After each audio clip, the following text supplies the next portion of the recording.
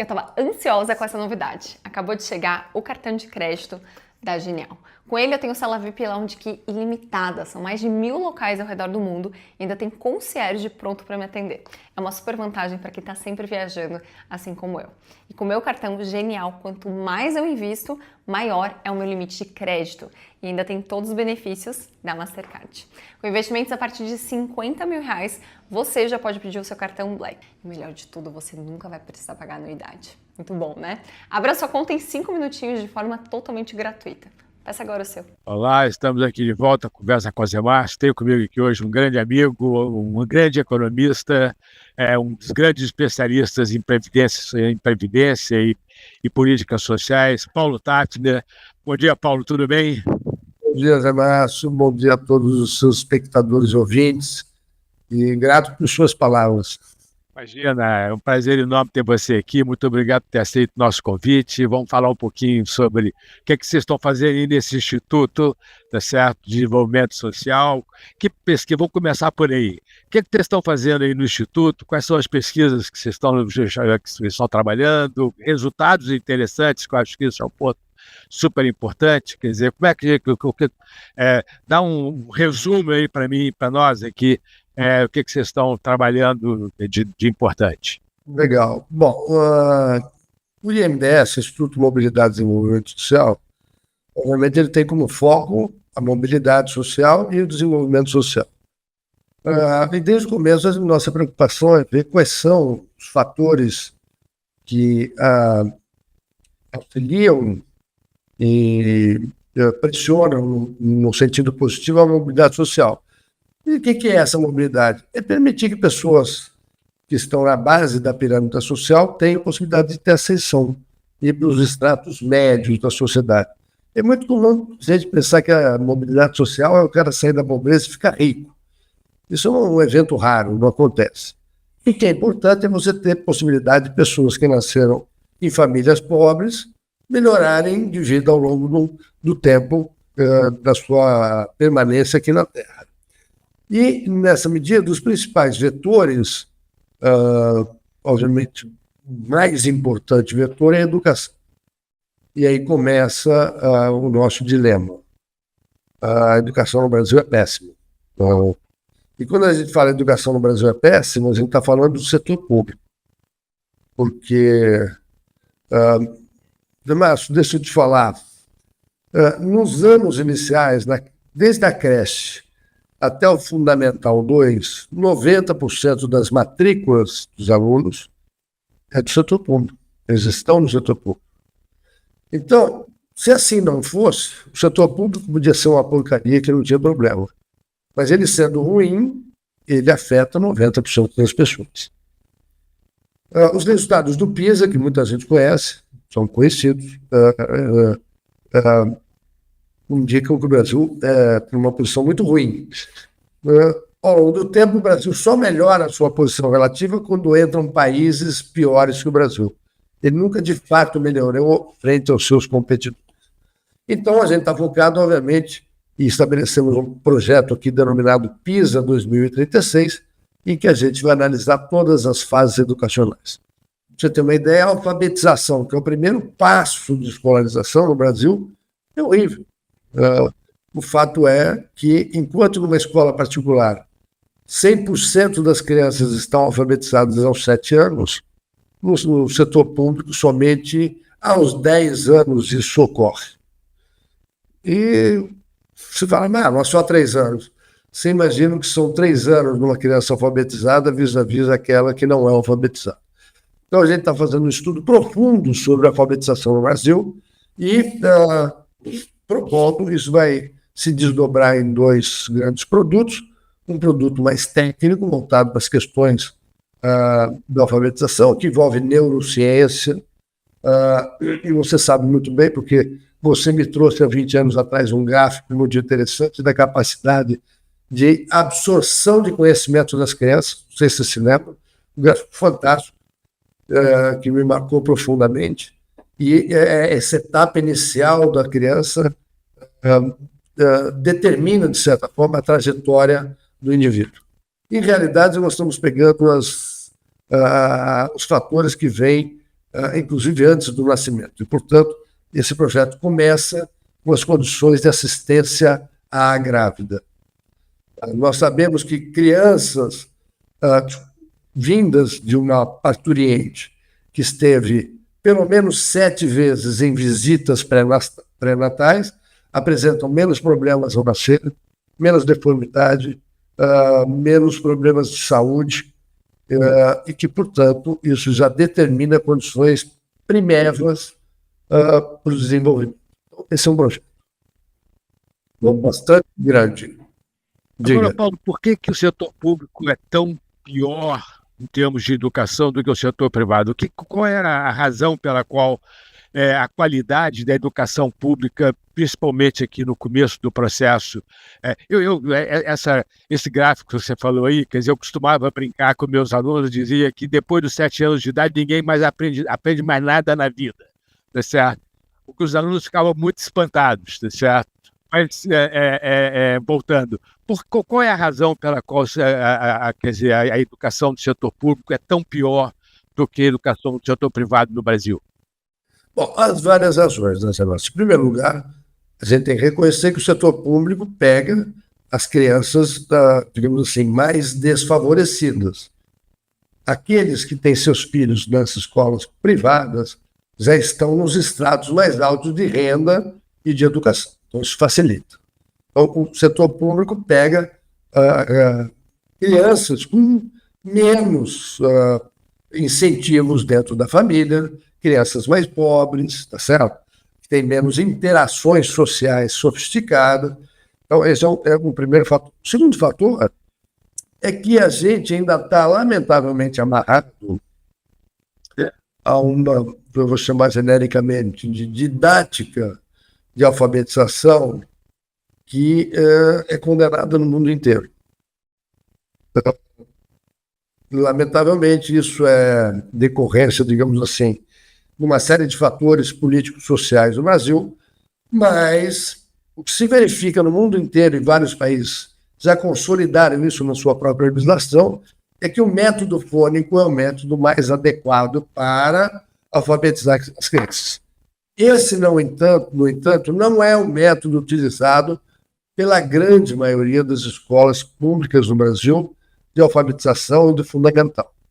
É uma influência, digamos assim, que vem da história do Brasil, mais recente, o método Paulo Freire, construtivista e tal, mas a ciência mostra, e os resultados mostram, que o melhor método é o método fônico.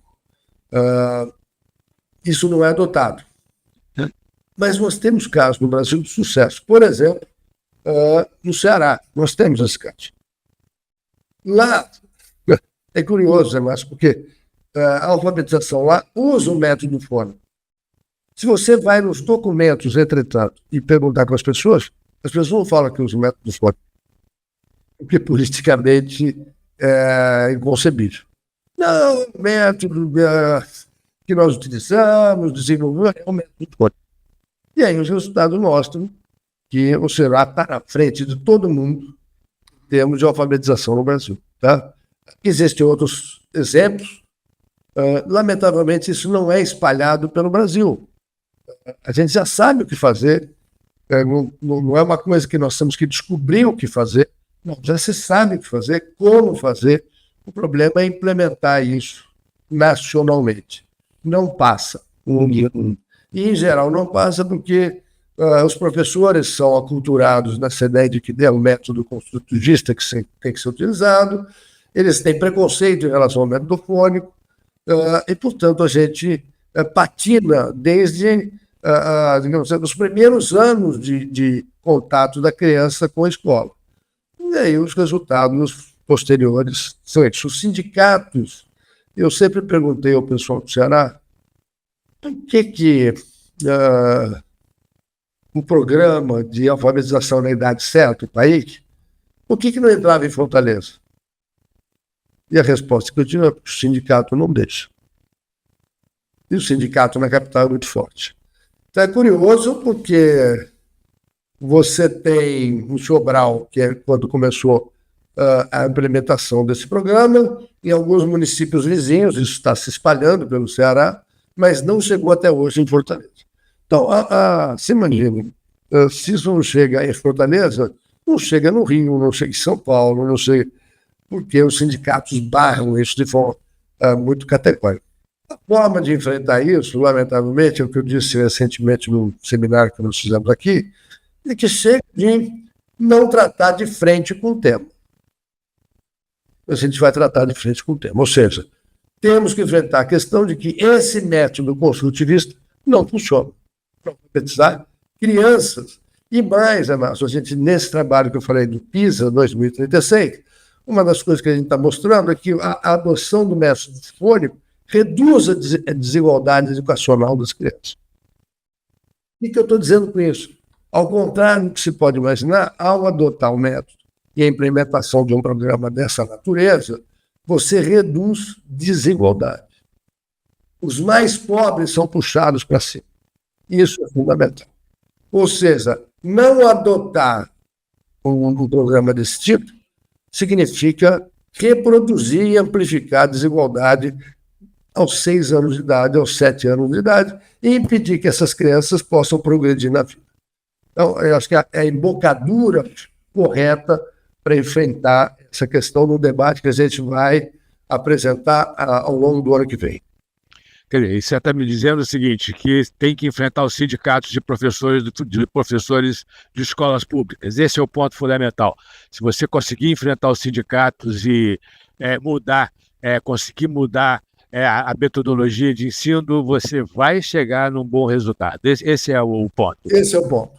E para isso tem que ter um discurso muito firme. E o firme, que eu acho, é ganhar a alma da população, é mostrar que um método alternativo reduz desigualdade. E eu acho que vai ser difícil alguém ficar contra essa tese. Você quer ou não quer reduzir desigualdade aos 7 anos de idade? Você quer? Então apoia essa ideia. É isso. Paulo, mas quer dizer, não é tão simples, né? Quer dizer, na verdade, você tem que ter resultado antes de fazer a proposta. E ter resultado exige que você mude a metodologia antes. Então, mas já temos experiências no Brasil, Zé, isso é que é legal. Nós estamos pegando dados do Ceará.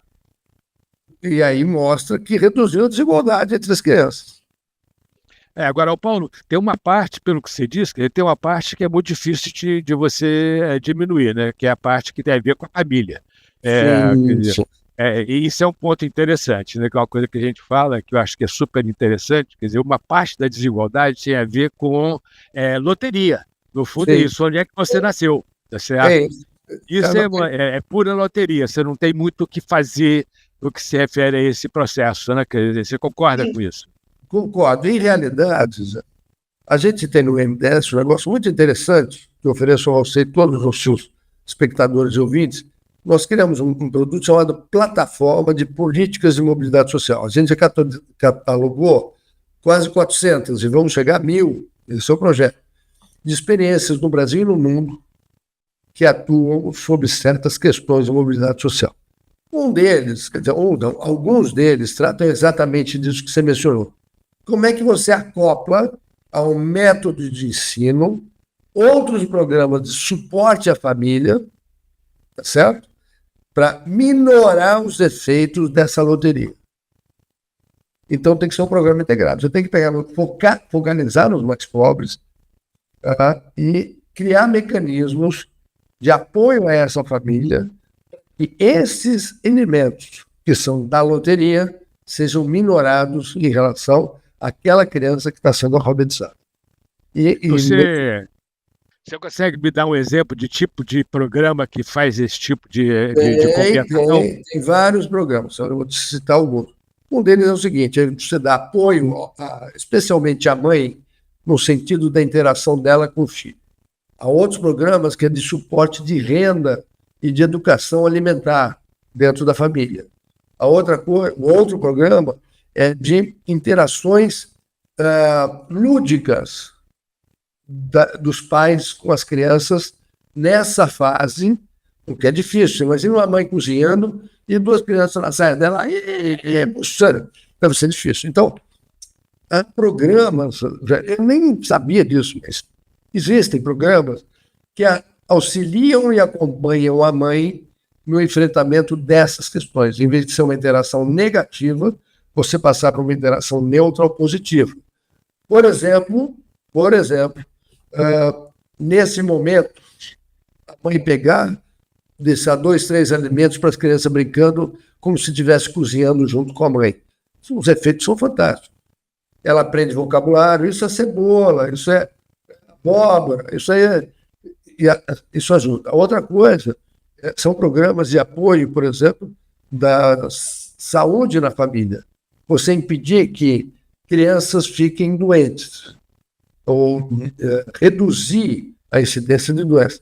Obviamente que para aquela criança que está num lugar que tem esgoto a céu aberto, a incidência de doença é muito maior. E isso não tem programa que resolva, a não ser o saneamento. Tem que chegar ao saneamento. Mas, como você sabe, metade dos domicílios do Brasil não tem saneamento. Aí você faz um marco de saneamento. Parece que vai andar. Aí vem o governo e, em vez de incentivar isso, vai no caminho contrário. Então, eu não sei como vai ser. E isso não dá para resolver. Isso, de fato. Mas você tem vários programas de apoio nesse sentido. Interação da mãe com as crianças, dos pais com as crianças, acompanhamento da presença escolar, com nos programas da área assistencial do governo, os CRAS, apoio direto à família, o médico de família mais presente, o assistente social mais presente, para esses grupos pobres. O meu filho não precisa, né? Seus filhos não precisaram, mas aquelas famílias mais expostas, que você diz, é a loteria, precisa desse apoio para que eles possam ir para a escola corretamente, aprenderem corretamente, material escolar entregue para eles, e eles possam, aos 7 anos, estar alfabetizados tanto quanto o seu filho ou meu filho, ou filho de muitos dos que nos ouvem aqui. Isso mostra a dificuldade, quer dizer, como a questão de desigualdade é um problema estrutural, que é uma questão estrutural de qualquer sociedade, né? Eu acho que esse é um ponto importante, porque você está sempre aí escutando do governo, vamos diminuir a desigualdade com políticas que não tem nada a ver com mudanças concretas na vida das pessoas, né? Quer dizer, então eu acho que vou mudar um pouco de assunto aqui, mas não é bem uma mudança. Eu sei que você é um dos maiores especialistas em previdência social. O Brasil fez uma reforma de previdência em 2019 bastante importante, tá certo? E está desfazendo essa reforma ao longo do tempo. Como é que você está vendo isso? Eu sei que você está trabalhando disso novamente. Outro dia eu ouvi você dizendo que vamos precisar de uma nova reforma, apesar da reforma de 2019 ter sido tão importante, tá certo? Da qual você participou e tal. Então, como é que você está vendo esse processo, Paulo? Fala um pouquinho para a gente sobre isso. Mas deixa eu te falar. A reforma de 2019 foi a melhor reforma previdenciária já feita no país, de longe, de longe. Ela atacou vários problemas, várias questões, praticamente todos os benefícios, de uma forma inteligente, de uma forma perspicaz, mas não atingiu tudo. Algumas coisas não foram adiante porque o Congresso entendeu que não devia, poder soberano. Algumas coisas não foram adiante por falta de, digamos assim, sensibilidade política dos agentes, quando havia possibilidade. Esse aí é o ponto que eu vou explicar. E, além do mais, é o seguinte, eu já digo isso há pelo menos uns 10 anos. A demografia conspira contra o sistema de repartição no Brasil e no mundo. Esse é o fato. E conspira. Um sistema de repartição, conhecido como PS ou GOL, você sabe muito bem, é a população em idade ativa, sustenta o sistema, e o melhor dos mundos é quando você tem uma demografia que é bem piramidal. Muita gente na base, muita gente no meio e pouquinho lá na ponta, os mais velhos. Só que a demografia no Brasil e no mundo está fazendo com que aquela pirâmide vire uma camiseta. Então, a relação entre ativos, pessoas que geram recursos para o sistema de previdência, para financiar os idosos, os aposentados, esta relação está se exaurindo. Está se exaurindo. Você tem uma relação que nós estamos caminhando para 1,5 ativo para financiar cada aposentado. Então, você imagina qual é a alíquota que seria necessária para fazer isso. É impossível. Então, nós temos que pensar em outra mudança, e aí seria uma mudança estrutural. Estava previsto para 2019. Qual é o problema disso, nesse caso específico? Nós tínhamos uma divergência de opinião muito grande entre o ministro Paulo Guedes e eu próprio, e o Congresso. Eu argumentava que não é possível criar um sistema de capitalização no Brasil, não nesse momento, prescindindo da contribuição patronal. A gente precisa da contribuição patronal para o sistema de capitalização, senão ele não para em pé. A gente tem que fazer a troca do pneu com o carro andando, entendeu? Está lá o sistema andando. Então, mas houve um entendimento de que, de um lado, não deveria ter nenhuma contribuição patronal, do outro lado, o entendimento que era absolutamente crucial a contribuição patronal, e acabou que a capitalização ficou de fora. Nós havíamos proposto um modelo de capitalização que seria paulatinamente implementado no Brasil, um processo de 30 anos. Mas o problema é que estaria resolvido, estruturalmente resolvido. Mas não foi adiante. Além disso, ficou de fora da reforma a questão dos rurais. Não foi mexido em nada dos rurais, o que não é mais aceitável. Ainda há problemas em relação à idade, ainda há problemas em relação à diferença homem e mulher, ainda há, digamos, certas categorias que têm tratamento diferenciado, e isso vai ter que ser enfrentado numa próxima reforma. Para piorar esse quadro, lamentavelmente, o nosso Supremo Tribunal Federal tem dado decisões que desconstroem parte do que foi feito. E outro dia deu uma declaração muito, enfim, assodada, mas até que me rendeu um puxão de orelha, mas o fato todo é que eu falei que a demografia envelhece a Previdência e o STF empodrece. Então, porque uma coisa é envelhecer, outra coisa é apodrecer. Então, lamentavelmente, as decisões do STF têm ido no caminho que é pior, de restaurar privilégio, entendeu? Aí é difícil, fica difícil. E com um custo fiscal grande. É um custo fiscal que vai chegar a 200 bilhões de reais em 10 anos. É muito caro. Então, nós já estamos numa situação de déficit estrutural da Previdência que é absolutamente insustentável. Então, nós vamos ter que enfrentar uma nova reforma.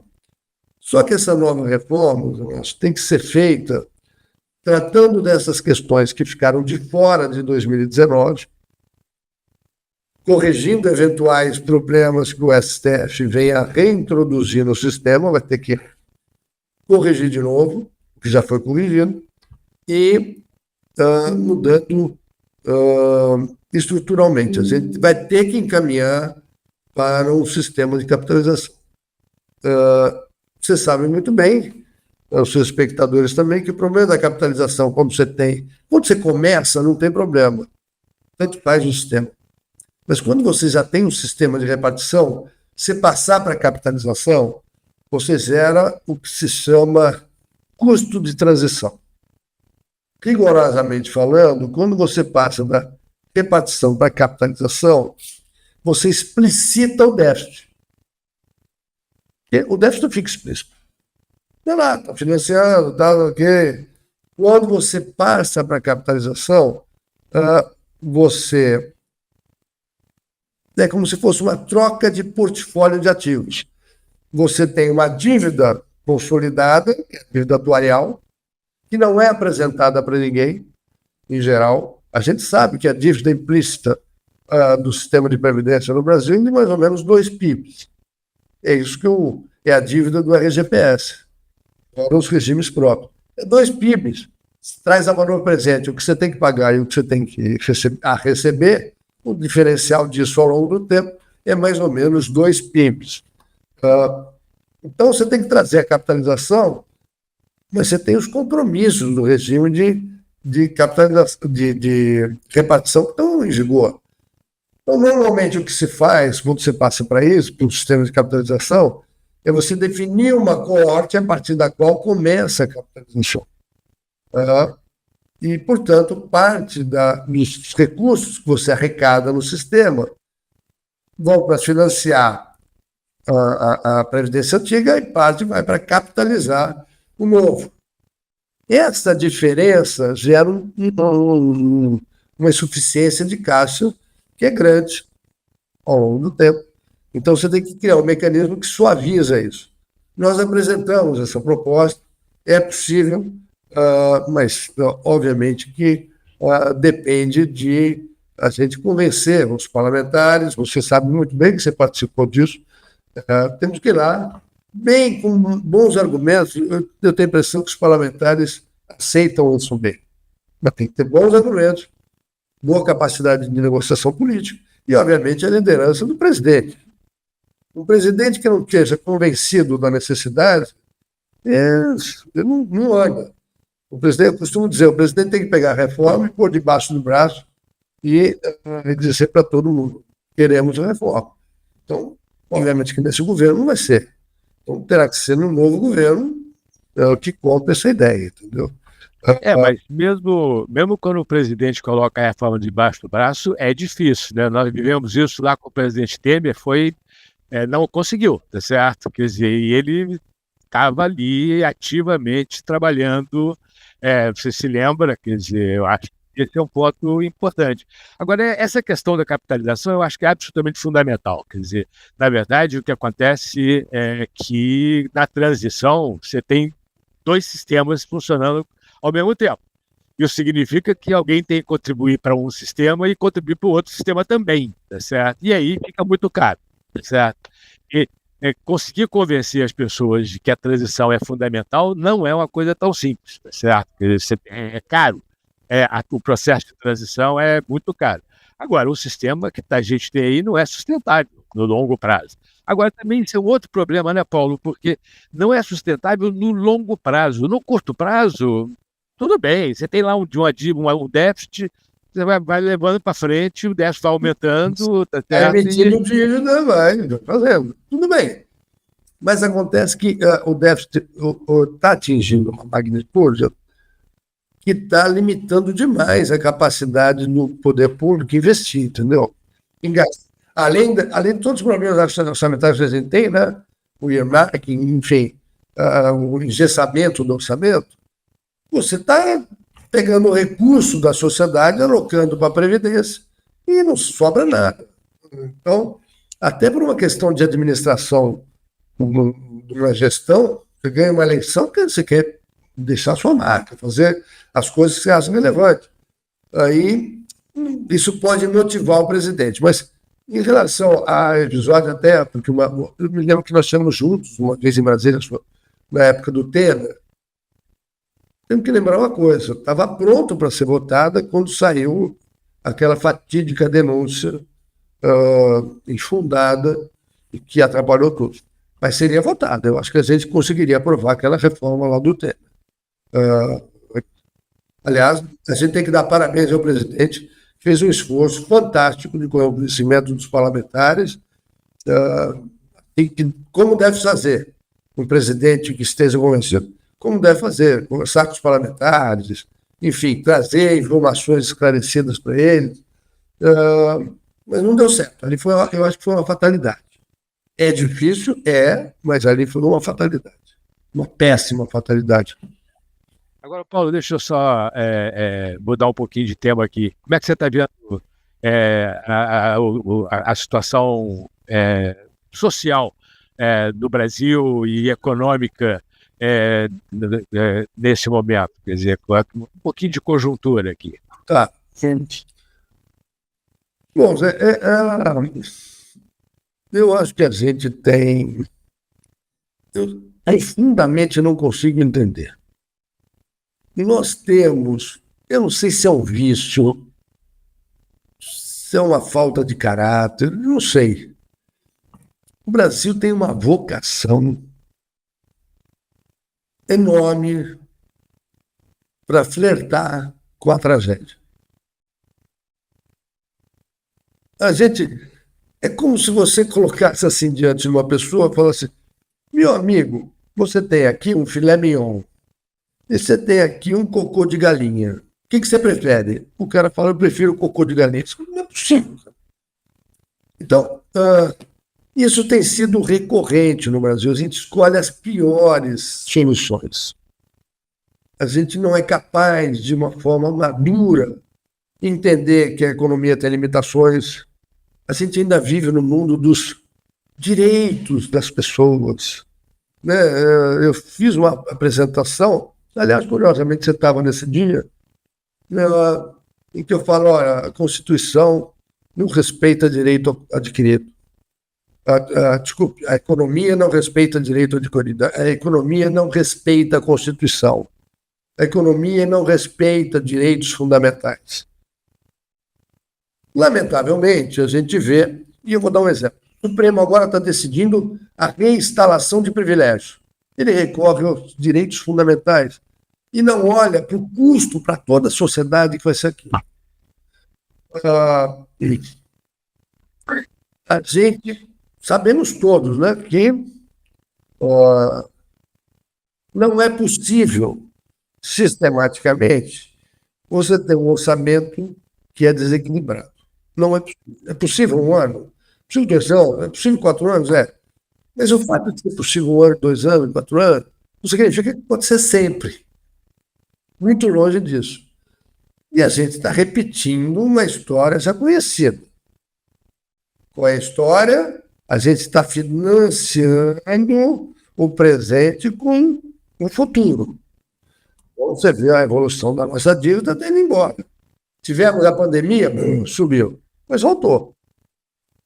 E agora, sem pandemia, sem nada, estamos voltando a expandir. O que eu vejo é que a gente depende, todo o arcabouço fiscal, em fundo, foi estruturado a partir de uma hipótese bastante, mas bastante otimista de arrecadação. A gente não enfrentou a questão de olhar a nossa despesa. O governo até criou uma secretaria de avaliação de políticas públicas, né? Tem um colega nosso que está lá, enfim, tem uma equipe. Cadê o plano? Cadê o plano? Me diga, qual é o plano? Olha, nós vamos mexer isso desse jeito, assim, assim, assim, assim. Outro dia, até irritadamente, eu falei: olha, não precisava de nada disso. Me dá 60 dias com mais 3, 4 amigos que eu conheço, a gente monta um plano factível e está aqui, ó, são essas propostas. Tem que fazer isso. As propostas estão aí, né? Elas estão na mesa há anos. Há anos. Veja só. Então, é isso. Esse dilema a gente vai ter que enfrentar, meu. Eu não estou otimista com o futuro do Brasil, não. Não estou otimista. Eu acho que a gente corre riscos desnecessários. Para piorar a situação, no cenário internacional, tem aumentado o risco. E nesse particular, eu vejo assim, a situação geopolítica, seja na questão da Rússia-Ucrânia, seja a questão do Oriente Médio, particularmente nesse segundo agora, um risco crescente de criar um problema grande para o mundo inteiro. Nesse particular, aliás, eu pessoalmente entendo que o Brasil tem se alinhado a uma posição equivocada. Mas, minha opinião. De modo que não estamos nos colocando de forma bastante categórica sobre o que acreditamos. Como é que deve ser a sociedade para nós. Né? Então, e para piorar, nós temos recentemente a questão eleitoral da Venezuela, enfim, isso é um problema deles, mas com um agravante, quer dizer, existe um potencial de conflito bélico ali do lado, que inexoravelmente vai envolver o Brasil. E a gente não tem se manifestado claramente a esse respeito. Mas, do ponto de vista econômico, eu acho assim, o Brasil poderia estar hoje nadando de braçada com recursos externos para fortalecer a nossa poupança doméstica aqui, trazer recursos do exterior. O dólar, eu acho que podia estar, sei lá, abaixo de 5, ou próximo de 5, se nós estivéssemos seguindo uma política mais correta.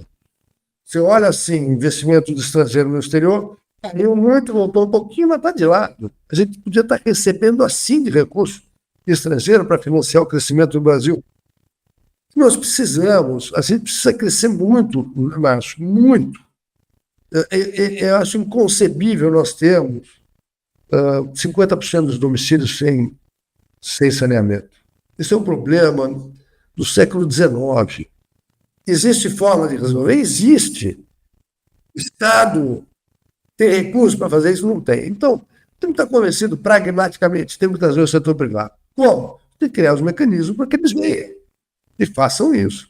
E o marco regulatório está fazendo. Apesar da tentativa do governo de... Exatamente. Mas estou dizendo, governo, o que tinha que fazer? Tem o marco, eu vou reforçar o marco. Eu vou reforçar e não detonar o marco, entendeu? A outra coisa que eu vejo é o seguinte, quer dizer, ainda há uma cultura de proeminência do Estado no desenvolvimento da economia. Lamentavelmente, a gente está vendo, de novo, juros subsidiados. Não dá. Então, você olha assim, isso é uma condição de curto prazo.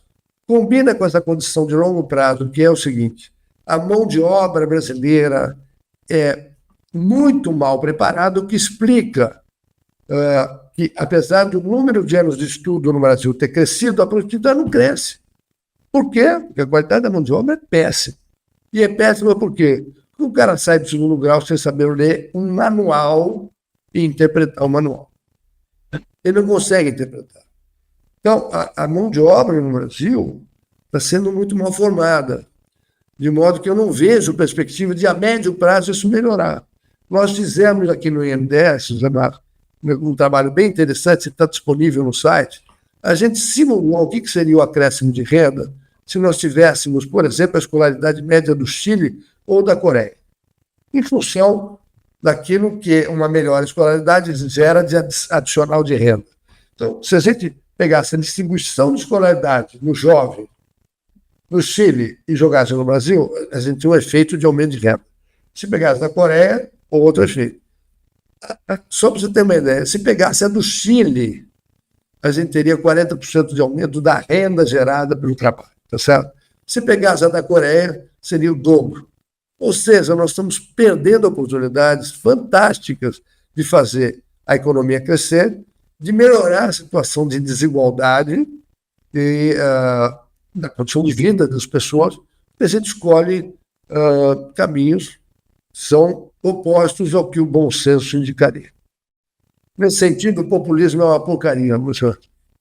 É verdade. Bom, vamos. Muito obrigado por ter participado dessa nossa conversa. Um prazer enorme ter você aqui. É uma pena que a gente tenha que acabar com uma mensagem pessimista, mas é exatamente isso. O Brasil tem este problema. A gente não consegue engatar uma sequência de políticas de reformas estruturais que possam nos levar a uma situação de mais crescimento, mais riqueza e menos desigualdade. Paulo, muito obrigado. Um prazer enorme ter você aqui. Vamos fazer isso outra vez. Tá bom, um abração. Fica com Deus aí. Tudo de bom. Você também. Você sabia que pode transformar uma simples compra em benefícios incríveis? Eu tenho uma super novidade para compartilhar com você. Se você é cliente cartão de crédito Genial e não utilizou o seu cartão nos meses de julho e agosto, ou se é novo por aqui, preste atenção nessa oportunidade. No mês de setembro, ao fazer uma compra com o seu cartão Platinum de pelo menos R$50, você ganha 500 pontos Livelo. E para quem tem o cartão Black, ao fazer uma compra de pelo menos R$100, ganha 1000 pontos Livelo. Não perca tempo, aproveite essa chance única de acumular pontos e transformar suas compras em benefícios. Você está esperando o quê para começar a usar seu cartão?